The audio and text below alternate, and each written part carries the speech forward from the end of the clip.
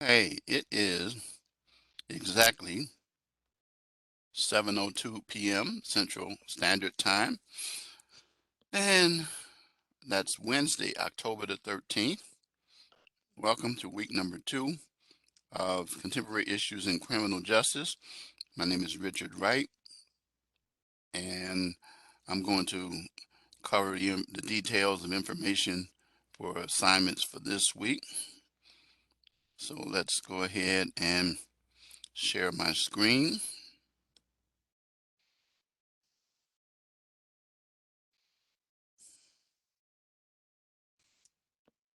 Okay.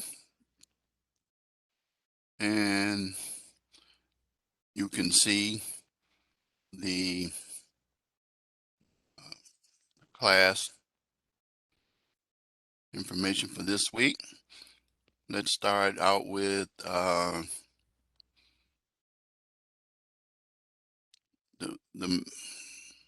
announcements.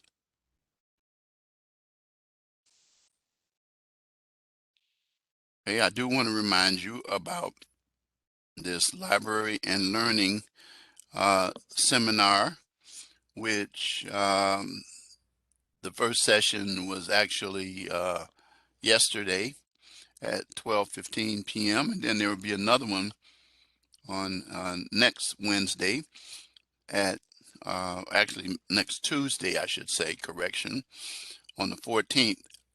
And then the following week, the advanced one. This is something that you guys might be interested in. Um, In-depth discussion of APA complex issues, citations. And that'll be Tuesday the 19th at 12:15 p.m. So that's a week from next week. And you can click on this link and you're able to see this. Okay, so make sure this will be the last week. This disappears on the 20th. So you want to follow that as well. The announcement for this week, very simply, we're going to deal with criminal behavior theories. And to prepare for this issue, complete the activities. We're going to go over classical and positivist theories on crime, rational choice and routine activity theory, and crime control methods. And of course, the lecture is taking place every Wednesday at 7 p.m. There's the link. The discussion assignment, Green River Killer. Initial post was due yesterday. The reply posts are due Saturday at 11:59 p.m. Central Standard. And the written assignment, crime theories. We're going to talk about that tonight. It's due by this Sunday. And then pay attention to what we talk about and the rubric. And then remember my motto, adversity is a springboard to success. Most of you know that.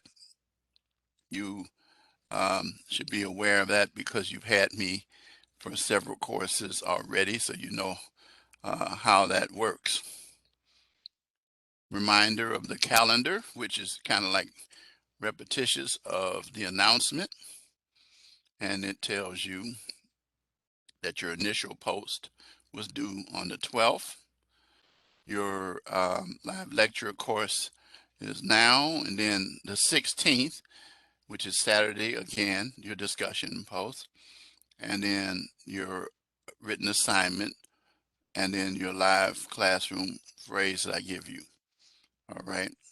So this will be it for that.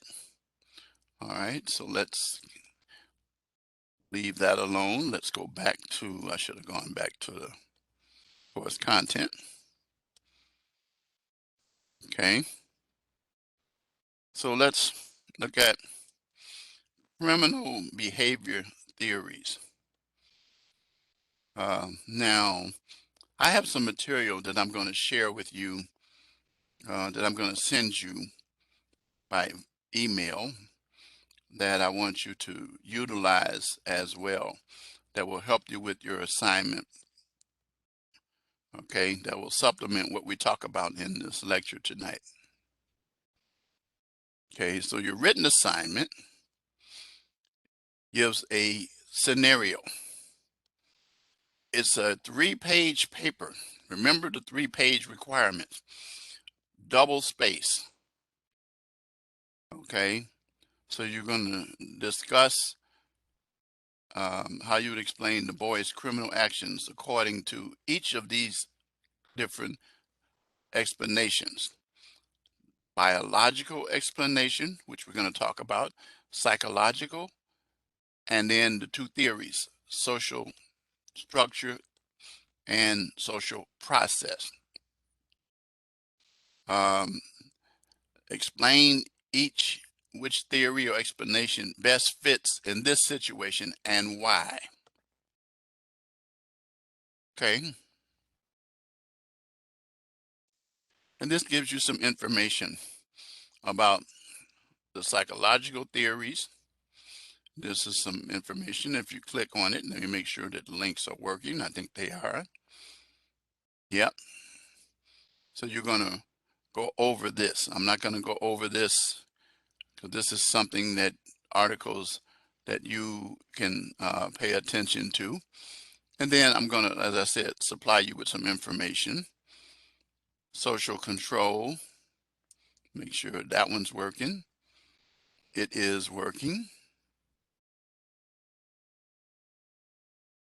Social structure.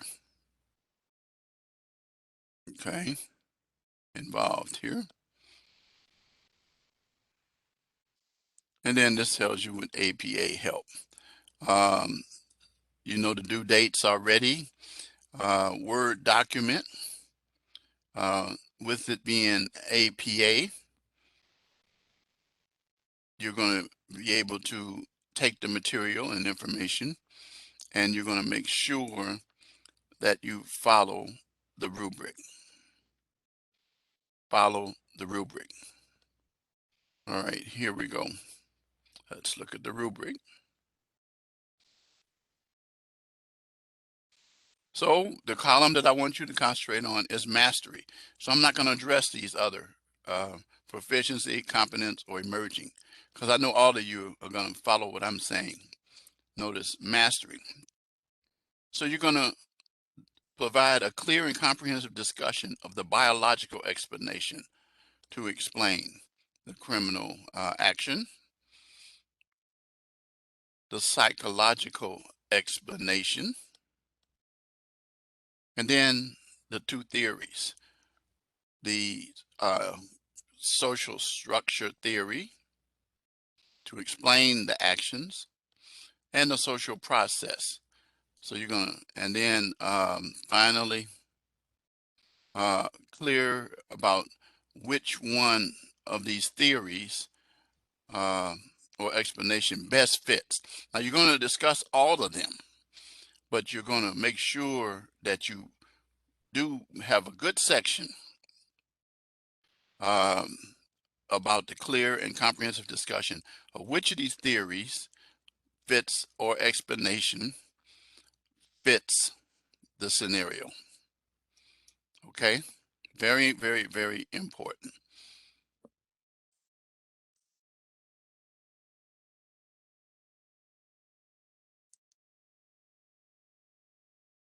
So it's very simple. On his way from school, a 14-year-old boy stops at a convenience store. When he thinks the clerk isn't looking, he puts a bottle of orange juice under his coat and heads out the door. The clerk catches him, calls the police. So now you're going to explain in this 3-page paper these 2 explanations, the social structure theory and the social process theory, and then you're going to say which one of these apply to what this youth did. Okay, that's the written assignment. Cover page, reference page, you know already. You're on your way to doing your your master's, your bachelor's. So you know already. So you're finishing your associates. Then you have the Green River Killer. Now, you have to read the article about the myths and realities of serial killers. And they give Gary Ridgway as the Green River Killer. List and discuss the various problems that these killers exhibit throughout their lives that cause or contributed to their criminal behavior. Um, these are things too that can help you with your written assignment as well. How did they continue to live among law-abiding citizens undetected? As you probably should know, that serial killers can do that. We have had a number of them. For example, we had John Wayne Gacy in Illinois. If you do some research on that character, you will discover that he murdered many young boys, and he um, sexually assaulted them, dismembered their bodies, buried them under his house. This was in Park Forest, Illinois, in the 70s and 80s, I believe it was.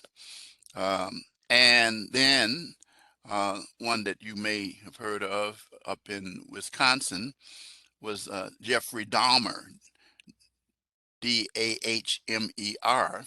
They did a movie about both of these guys, but Dahmer was a more recent movie that was done. And it talked about how this guy actually ate the flesh of uh, the victims. And so, anyway, you're going to include um, a minimum of 250 words in paragraphs that includes a topic sentence, body sentence, and a closing and transition sentence, writing it in your own words, but use in-text citations for the information. If you can do that, respond to a peer's post. Okay. All right. So several of you have already started doing that.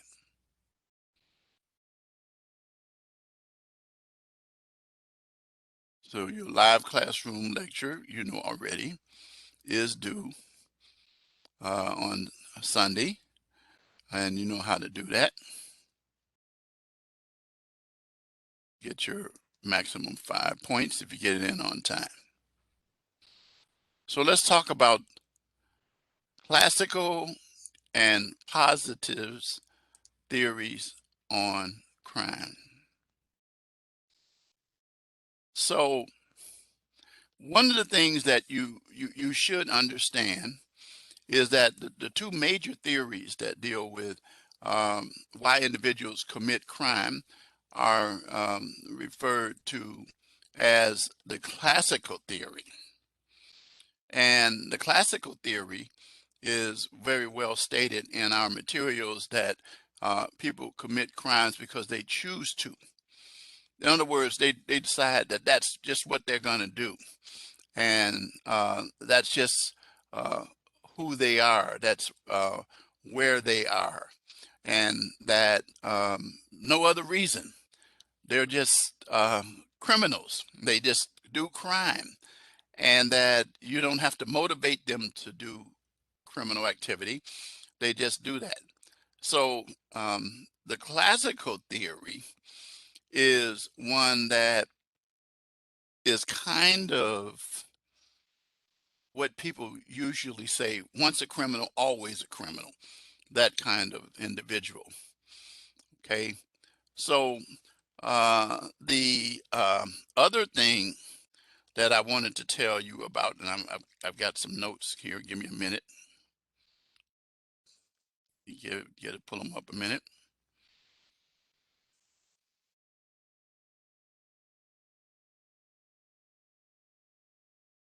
Okay.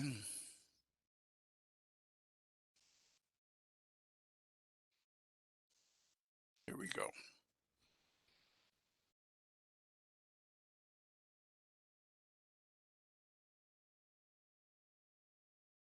Okay, here we go. There it is. Had the wrong one.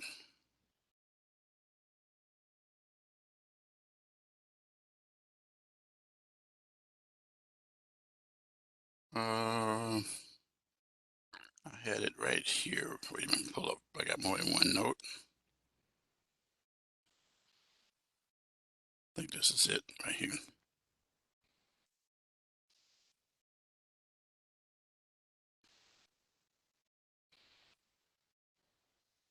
Okay, the classical theory uh, pretty much involves the mind of the individual, the way that they think, and uh, things that influence those individuals.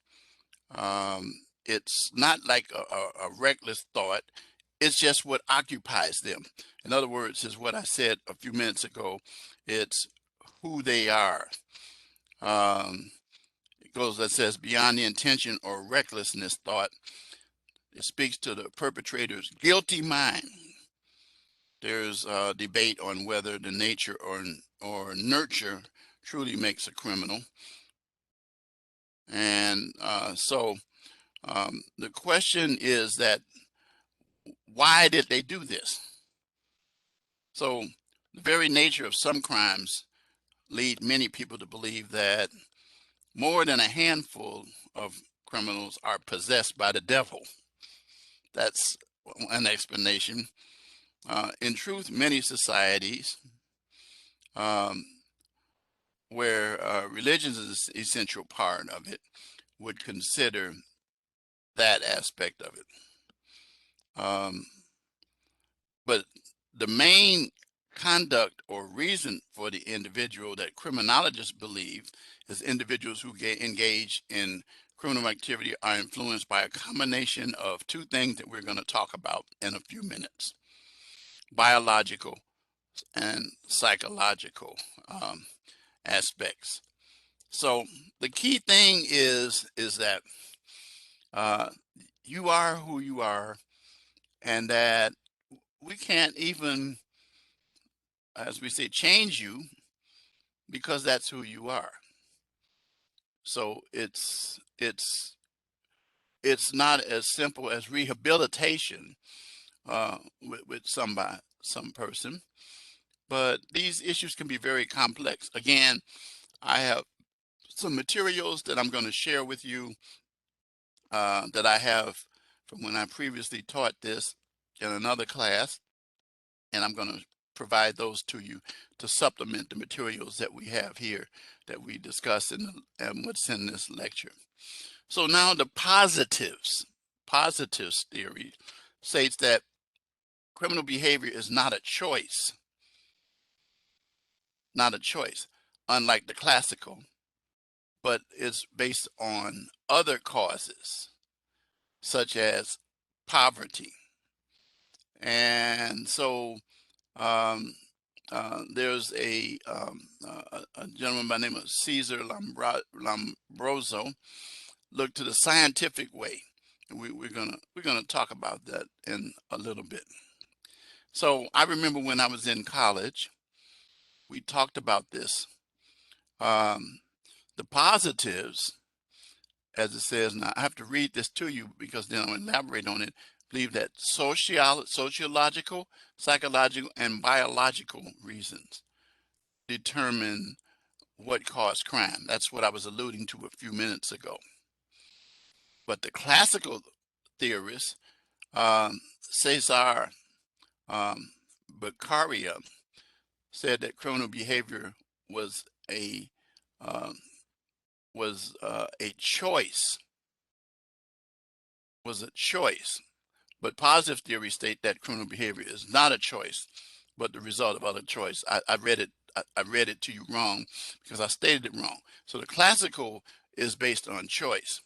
The positive is not based on choice, but on causes that are not within that individual, such as their environment or things that how they're raised.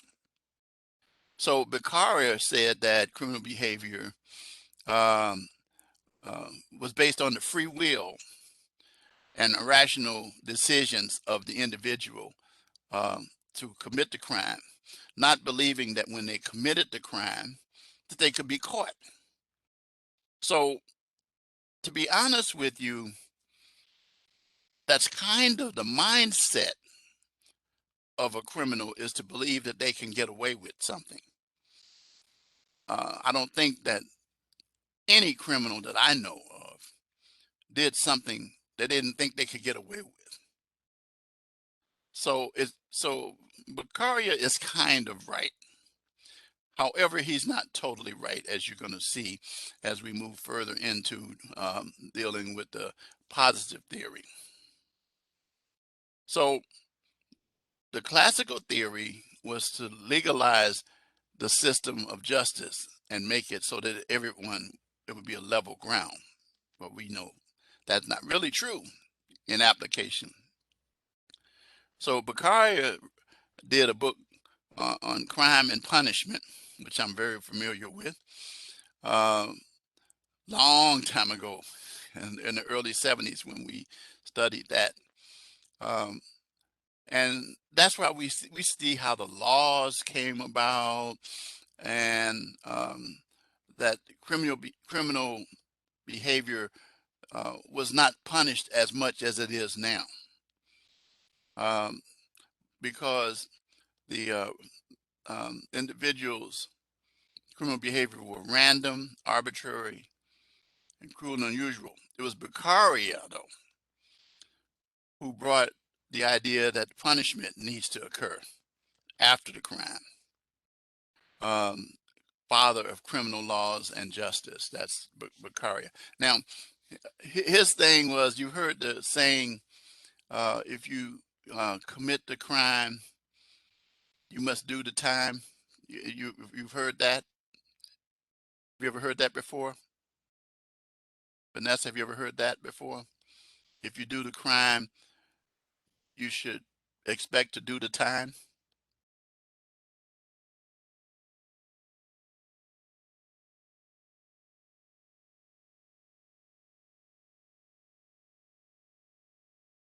Are you there?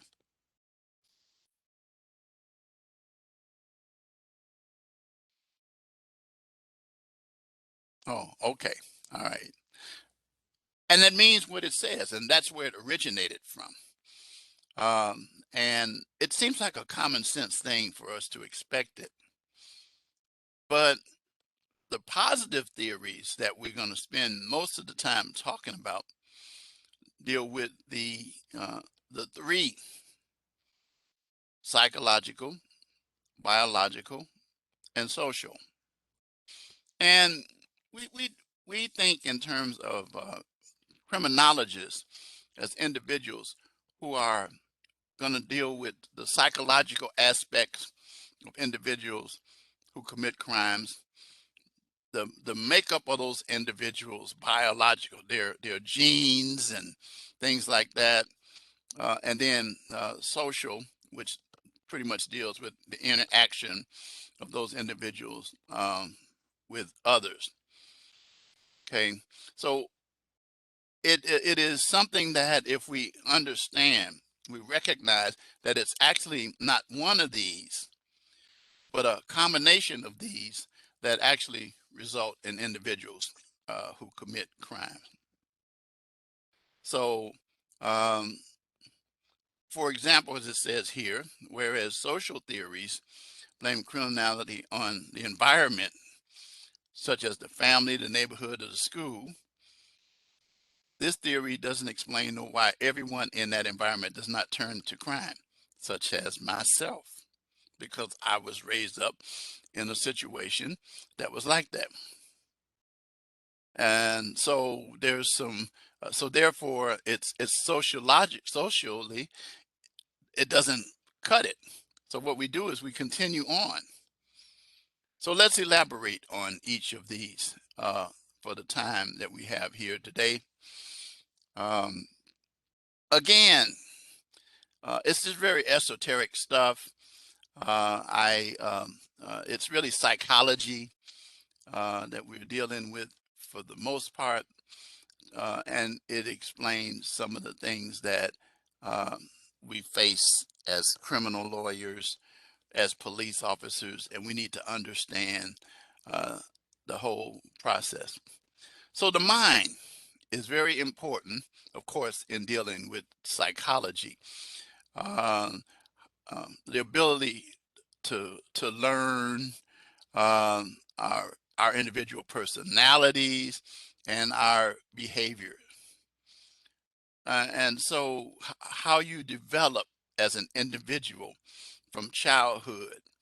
Um, it says here, and this is something I'm going to elaborate on: children who are victims of abuse, neglect, or who witness violence in a home are more likely to be antisocial and commit crime.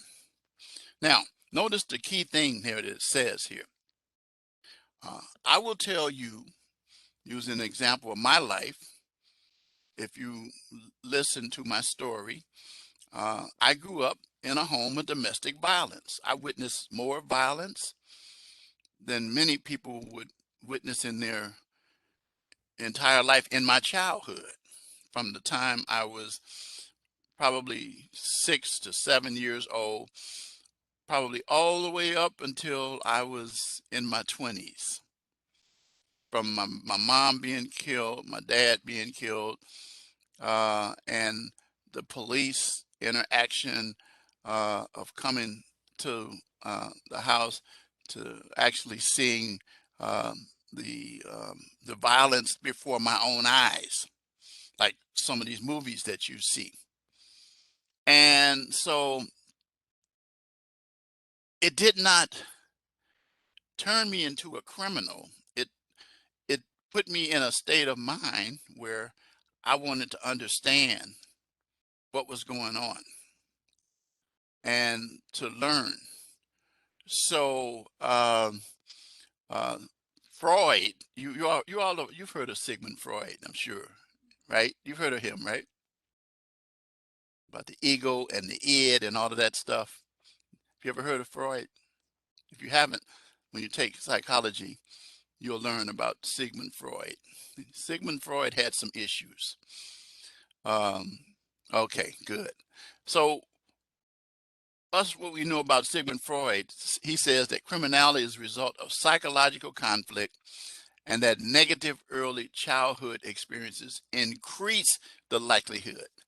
So the point of the matter is what they're doing is setting the table for it. Last night, I did a lecture in my corrections class, and we were discussing why people end up in prison, in jails, why they end up with probation officers and parole officers. And a lot of that has to do with some psychological issues that the individual witnessed early in their childhood and how they were raised up.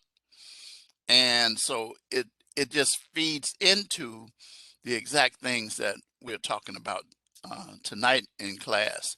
Um, Individuals are said to have low IQs, um, or impulsive. In other words, um, low IQs and intelligence, is that they can be talked into doing something by someone who could use them to commit crime. Um, Individuals, I've worked in special ed, so individuals who have communication disorders or other kind of disorders in special education are said not to understand totally the right from wrong, but to rely on what's right from wrong for what their environment teaches them or what others that are close to them they can relate to. So in other words, they're not able to be strong, very independent very often. Um, I've known individuals throughout my career that have come to me and said that they committed this crime because the person was an easy target, or they were there, or they saw an opportunity. So they didn't stop to think of the chances of being caught. All they saw was, it's like, um, I'll give you an example. Young man I represented, there was a bomb on one of the street corners in Chicago downtown, in an area where bombs hang out. And the bomb had money, in a hat, sitting out, and was just sitting there. And my client comes by and walks by, and he looks around. He's just looking all around. And as he's looking around, he don't see anybody. And the guy smelled like alcohol, so he figures this guy is out of it. So he reaches down and he sees a 20, and he takes the 20 out. And when he takes the 20 out and starts to walk away, the guy jumps up, and a barrage of officers came, and there was videotape surveillance. So he was caught. So when I represented him, I had to plead him guilty. And then I also had to explain why he was doing it. It turns out that this guy had been homeless himself, and that he saw an opportunity to get something so that he can get something to eat. Well, he didn't end up with a long sentence because of that. But here's the thing that fits within the intelligence and the impulsive aspects of it, was he didn't conceptualize that it's like a fish. Now, if you saw a worm hanging in the air, there's got to be something holding that worm to keep it from falling, like gravity would cause it. So what happens is the fish goes for the worm, and there's a hook under that to grab them, and they get caught. And then you know what the results are after that for that fish. Well, it's the same kind of thing that I just got through describing. That the individual who committed that crime didn't have the intelligence to stop and think, says, wait, this is too good to be true, right? Then wouldn't it seem like, okay, something's not right here, okay? But the point of the matter is that that's how he just went for the stuff altogether. So, and he was very impulsive. And then finally, um, he didn't have any empathy for the other person. Now remember, he was a person who had problems too. But the person he thought he was a good target because he got tricked because he smelled the alcohol. So he thought the dude was a drunk, but he wasn't. He was an undercover police officer. So the theory says that the assumes that the criminals have different thinking patterns than non-criminals. Well, before we get into the details of this stuff, do you think that criminals have a different thinking pattern than non-criminal personalities?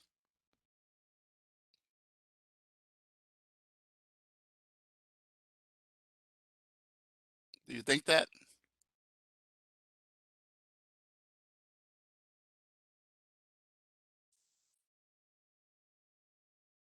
Yes?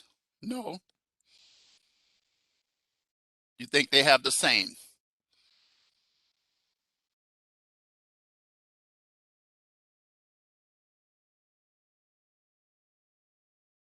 Is that what you're saying? You think they have the same? Yeah. Okay. I feel you on that one. And that's what a lot of this stuff is gonna put out for you. That is why we look at it on a case by case basis, but we form certain theories is based on your decision making or choice as to whether or not you become a non-criminal or criminal. Is that right? Your choice.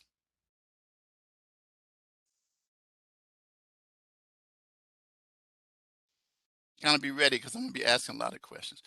Is that right? Yeah. Okay. That's why, um, unfortunately, we have to believe that unless a person has been adversely affected by some other factors, such as ones we're going to talk about in a few minutes, that they should know better. But you'll be surprised. Now, I'm not going to go over this real life example in here, um, because I've already kind of covered something like that already. So you take a look at that, and uh, and then that ties into your written assignment for your discussion post. So you can look at that later. So I don't want to spend a lot. I got to move on to other theories. But if you do consider this example, um, you're going to see, excuse me, you're going to conclude quickly that this is only an intro into why a person might have done something. That is the psychological aspects. As Freud's, as it says, psychodynamic theory explains that each behavior has a cause that is directly rooted in childhood experiences. Remember what I said earlier? That's one of the things. They say you go for what you know. Um, I shared last night that I represented individuals from the time I started in '78 to the time I retired in 2000. I represented individuals. I represented some of their children and some of their grandchildren and nephews and nieces and other family members who they that was their way of teaching them. And as they got older, they became more involved. Uh, so it is uh, the as it says, psychological theories such as the psychodynamic theory says crime is part of our unconscious mind. Unconscious mind. Freud says that every action we take is rooted in our unconscious or a direct result of our environment, as I've been saying over and over and over and over. And as this whole paragraph just basically says what I've already said, you become what you are taught. Um, and so individuals who are found in situations where we can grab them, we can still shape them and change them because the fact that we began to, as we say, dismantle the process that that individual uh, had when they come up for the first crime so that they don't become a repeat offender or recidivist, such as we redirect them. We might supply them with more education. We might supply them, of course, if they have, effects such as drugs and alcohol issues, we have to treat those. Those are medical issues.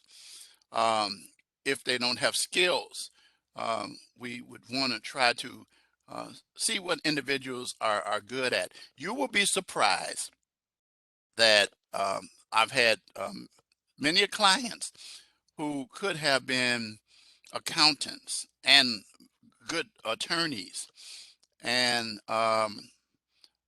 do other things that are well. And what happened, unfortunately, is that someone took them off into the area where they learned crime and they attached it to other things. And so rather than taking the opportunity to get more education or to learn more, to move away from it, they use that to enhance their skill or form so-called an occupation. that resulted in them ending up behind bars. So um, it says here, finally, and I'm going to leave this alone and go to the next theory, is that ineffective parenting in the early years prevents healthy development of our ego and superego, which allows us to control aggressive impulses. Without this control, our personalities remain in the first component. That is what they call the id, the id. And so the point of the matter is that you find yourself in a situation where you're just lost. You're just lost. You're just lost. Um, uh, Kind of like that connection you just had, right? You had a lost connection and came back. But that's the point I'm trying to say, is that it is not always that individual's fault. Again, I was telling my students, and this was good because it goes piggybacks off of what I said last night, is that you've heard the saying, you are what you eat. You know what I mean? I know you know. But if you eat bad food, what's going to happen? You're probably going to have some health issues. If you eat good food, you're going to still potentially have health issues, but you will minimize the chance of having serious health issues, um, such as hypertension and other things. And then if you eat the wrong stuff, like I tend to sometimes, you gain too much weight. Uh, you have to get on, you can't see to my left here, that treadmill over there and that bicycle stationary and ride that thing. Um, you have to eat little things that help you. Like I had a little keto snack mix before I came on today. Those kinds of things. But so Professor, why are you talking about food? The reason why I'm talking about it is because what went in me will become a part of me and will make me and provide fuel or either draw me down. The psychological aspects will do the same exact thing. So it kind of helps us to say, okay, they had a bad hand dealt to them. Okay. So remember one thing, guys, while we studying this material, think about real situations in life, like the one unfortunately I have the good one to give to you because of what I just talked about, my childhood. But the point of the matter is that there um, there's no absolute way of determining how a person ends up. You can change your direction. So I'm an empathetic person. I believe people can change in most cases. So let's get to the biological theory. So we dealt with the psychological. Do you have any questions about the psychological theory that I haven't covered, or anything that you want to add to it?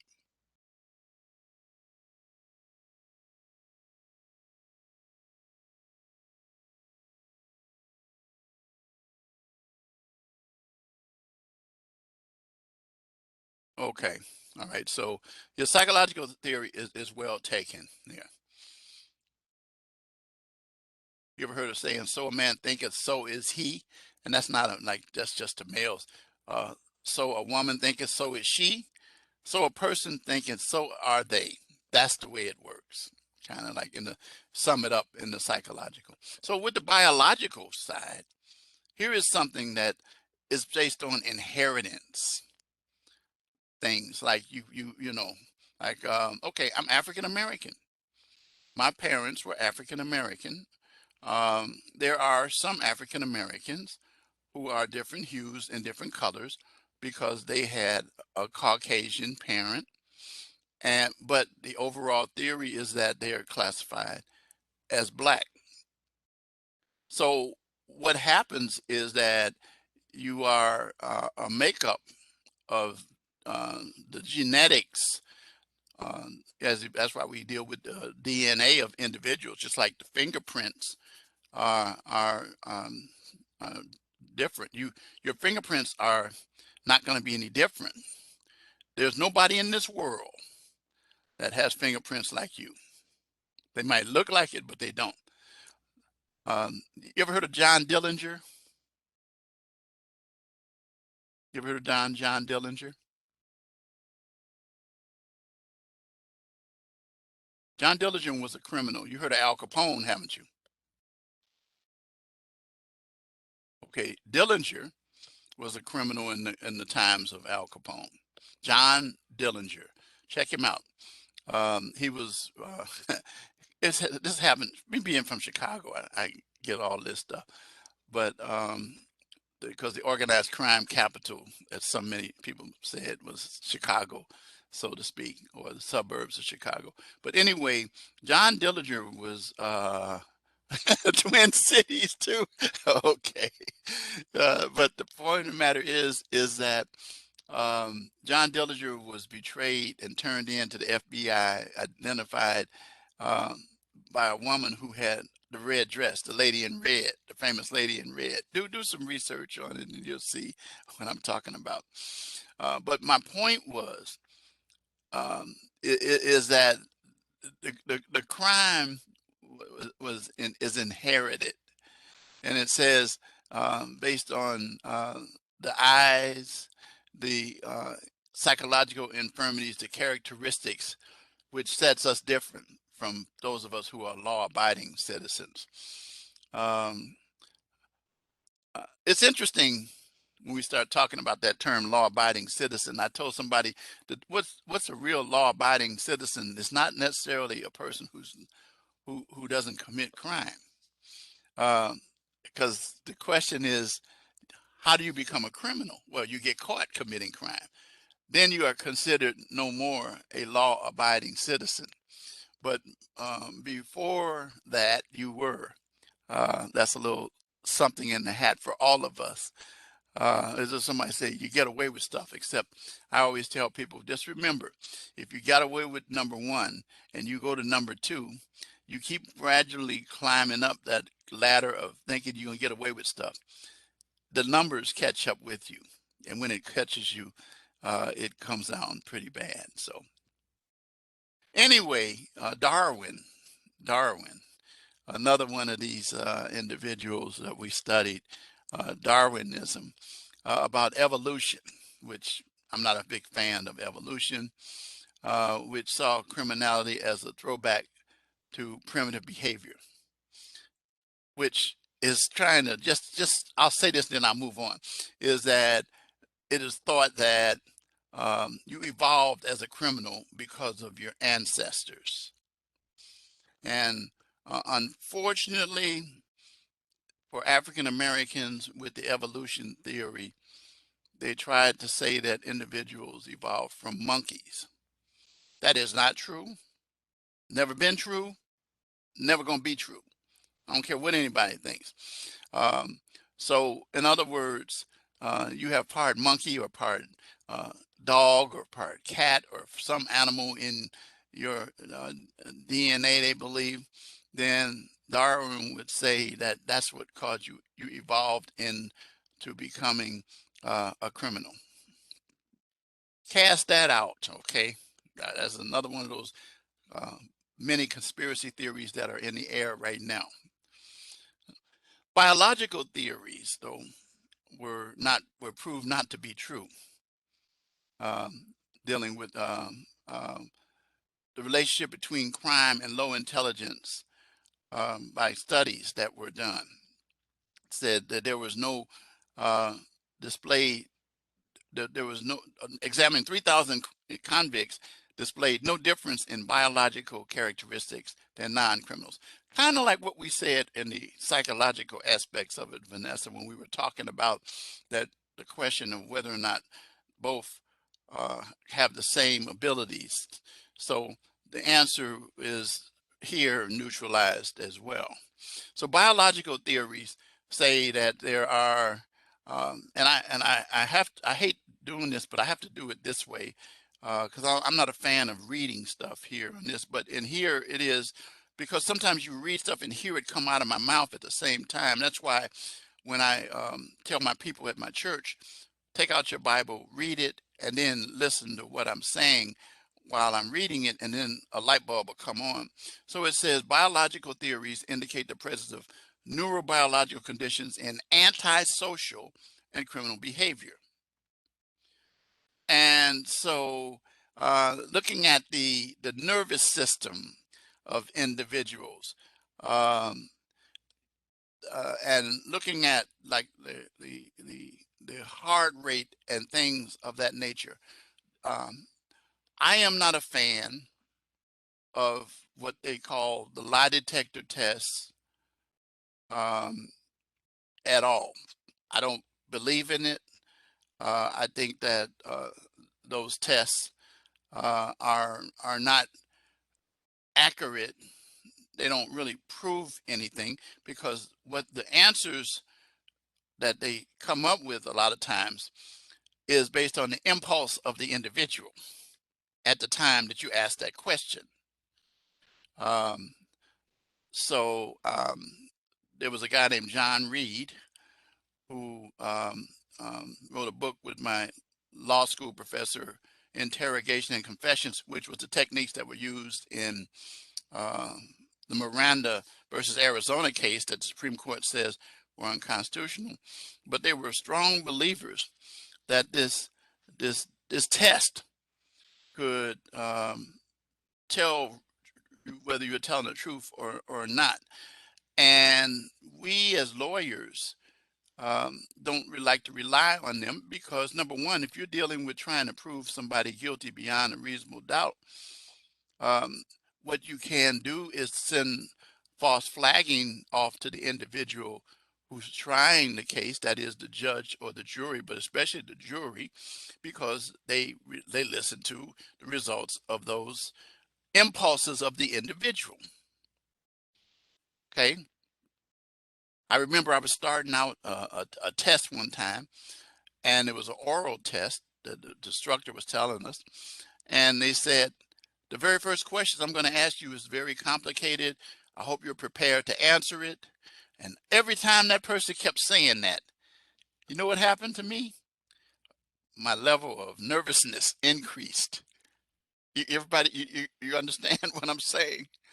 I mean, it started going up, up, up, up, up. So guess what the first question was? Can you guess? I know you won't. I'll tell you. Write down your name and spell it correctly.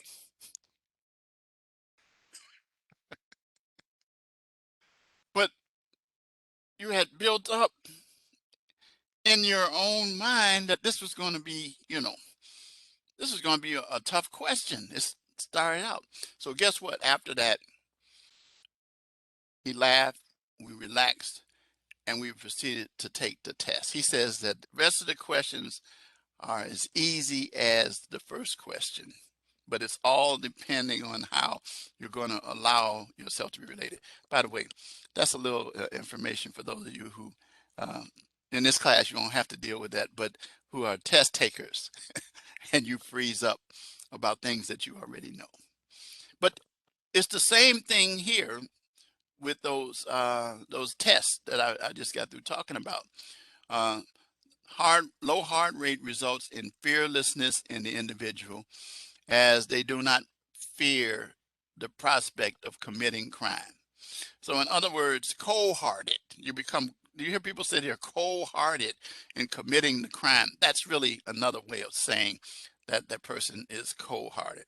Well, in researching the brain, it suggests that antisocial criminal individuals tend to exhibit reduced brain volumes as well as impaired functioning and connectivity in key areas related to executive functions, emotion decision making, and morality, while also exhibiting increased volumes and functional abnormalities in reward regions of the brain.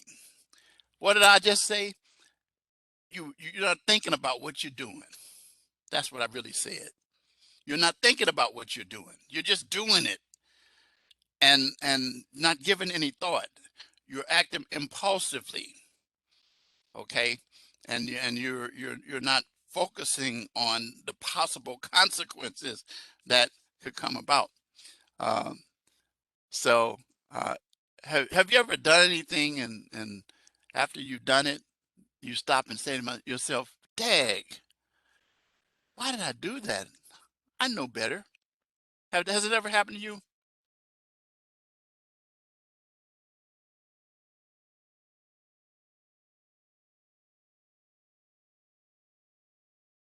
No? Oh yeah, I was gonna say, I know it has.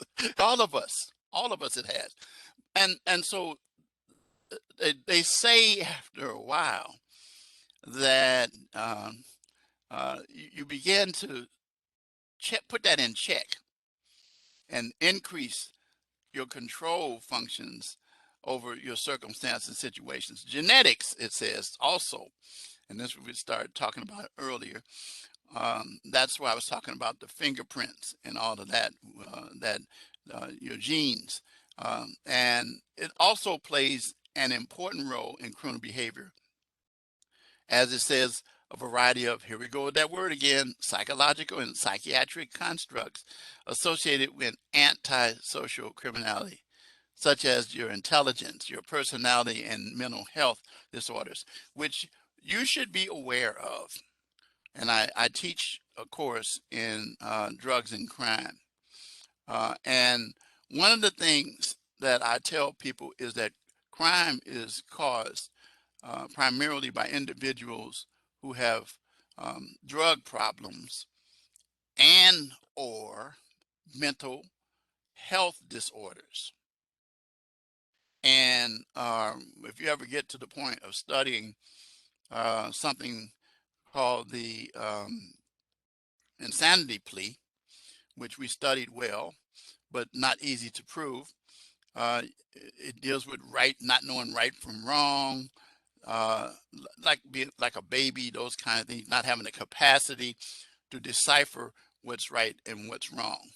And you learn instead by just doing stuff, or you do, going back to the psychological, where it says that you do things selfishly, impulsively, and last part, self-centered. It's all about me. That's why that guy got in trouble. It was all about him, not about the person he saw who was sitting on the ground, who appeared to be in a bad state, taking advantage of that. So a significant body of research, as we conclude the biological aspects, points to the fact that crime is inherited to some extent, and links both the psychiatric, psychological constructs that determine the inheritance of intelligence, mental health, and personality. So which they're saying, in other words, that based upon finally the biological theory, is you come in to becoming a criminal with a case of I can't help myself, because of the fact that it's inherited. It is my DNA. I was my mindset was shaped not by the first part, the psychological aspects of it, but by the biological aspects of it. In other words, um, it said that they looked at the brain cells of brains of individuals who committed crimes and individuals who didn't commit crimes, and there was a difference there. That's, I'm not getting into that. That's deep, too deep into the biological theory that we don't need to get into that. Okay. But what we're just trying to understand are the theories as to how the whole criminal justice system came about. These are some of the theories that are actually utilized to determine why, why, why. Okay. What time is it? Oh, dang, I'm over time. I'm sorry. I got to finish up here. The sociological theories deal with the criminality on the environment whereas a child grows up. I kind of talked about that already, the underlying social conditions such as unemployment, education, lack of education, and so forth and so on. These are things that cause individuals to commit crime. And I tend to think that there's so much more involved with this aspect of it than with the other aspects of it. But just concluding this section, still other experts contend that individuals who live in lower class communities are exposed throughout life to a different set of values than those values that view the commission of crime as acceptable. It becomes difficult to change this attitude because it's transmitted from one generation to the next. I tossed that out the window with my life. I tossed it out the window with other individuals I may know. I tell people, don't drink that one. Don't accept that theory. I don't believe that. I don't believe that's true. As I said, people can change. So I apologize for this, but this is some in-depth stuff that they give us. But it's good when you sit down, and like I said, I'm going to give you some additional materials that will help you. I'm not going to get into the rational choice and routine theories too much. I'm not going to have enough time because I don't want to hold you over, but it kind of elaborates on some of the things that we talked about, such as we talked about the rational choice theory, kind of with the positive, because Cesar Beccaria was the one who got that started. When we understand that criminals make the choice to commit crime, it's then up to the justice system to work through the situation. Okay. All right. So you can go through this, look at it, reach out to me if you have any questions, but I guarantee you that the material I'm going to send you is going to help you to understand this. Okay. And then the last thing is the crime control methods that we use. What do we use to control crime? My house right now, I have cameras outside my house. And I can tell when somebody comes up to my doorway, to my driveway. I can tell when they come out the back way. I have, if you open up one of the windows, I can tell that because of the fact that we want to operate on the basis that we want to protect our homes. Okay, we want to protect ourselves, but there are factors that individuals have, such as the amount of punishment they receive, that is supposed to deter individuals. So we talk about things like surveillance cameras, uh, body cams, DNA, um, through environmental situations to believe that it reduces crime. Well, yes and no. It might, how should I say, minimize the opportunity. If you saw where I live on a busy corner, but it's not so busy. But the point of the matter is it's hard to be a burglar at my house. It's very hard, not to mention my big dog down here. But the point of the matter is it is a choice that the individuals make, even if they see that, to try to get around it. And the risk of getting caught is high. And so the victims of burglary, such as in my situation, will be lower. Consequently, we deal with the last thing I want to spend time is the three-tier approach to criminal behavior. Certainty refers to the likelihood of getting caught. And then these cameras and all of them increase that. Severity, the speed at which the punishment is imposed. Now we have what we call the Speedy Trial Act, which means individuals cannot be brought to trial within a certain number of days. They have to let you go. Which, interestingly, someone posed a question about the young lady that was they found her body and they're looking for her boyfriend. I can't think of, but you know who I'm talking about. It's all over the news. And the question was, why haven't they charged, the young man's name is Brian, I forget his last name, but the reason why that they haven't charged him with what they've already, yeah, Gabby Patino is her name. His name is Brian, something with the L, but they haven't charged him.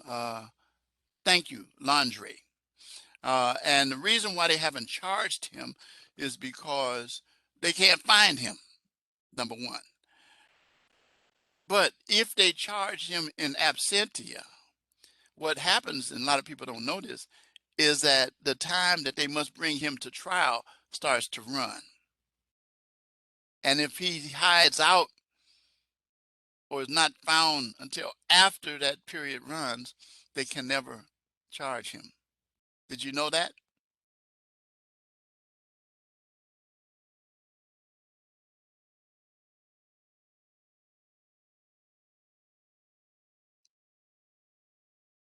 Well, now, yeah, it's because the time the trial that he's charged. Yeah, that's one of the problems. That's why, yeah, and it does make a whole lot of sense. So the speed in which the punishment is imposed, and then finally uh, the severity is supposed to deter criminals, um, because then the harshness outweighs any benefit from crime. So anyway, the whole point in a nutshell is that individuals won't commit crimes because they deter. I already said this before, and I'll say it again. And concluding is that individuals who commit crimes oftentimes commit crimes because of the circumstances that they find themselves in are not dealt with. And a whole huge chunk of crime can be minimized by dealing with providing good help for people who are addicts, because people who are addicts commit crimes to support their habits, and dealing with the mental health problem that we have.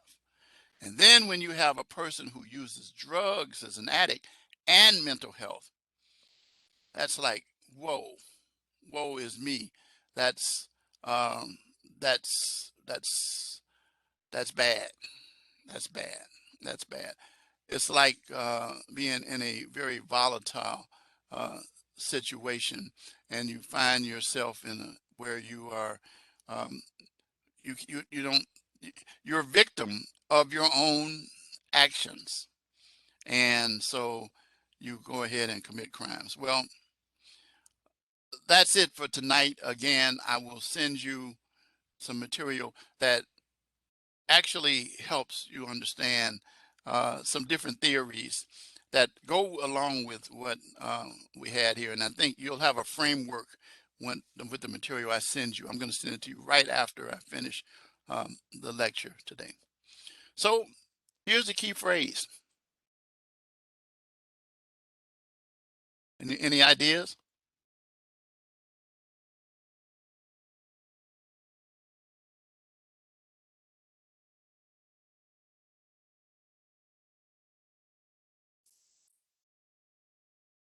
Any ideas? I flashed that up for a reason.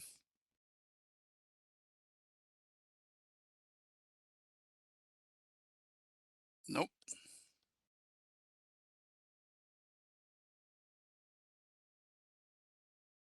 Put it up one more time.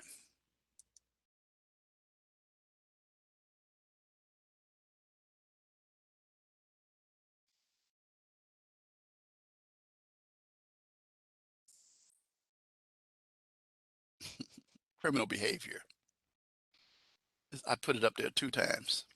That's what we've been talking about the whole time today, the various theories for criminal behavior. So give me criminal behavior to get your points.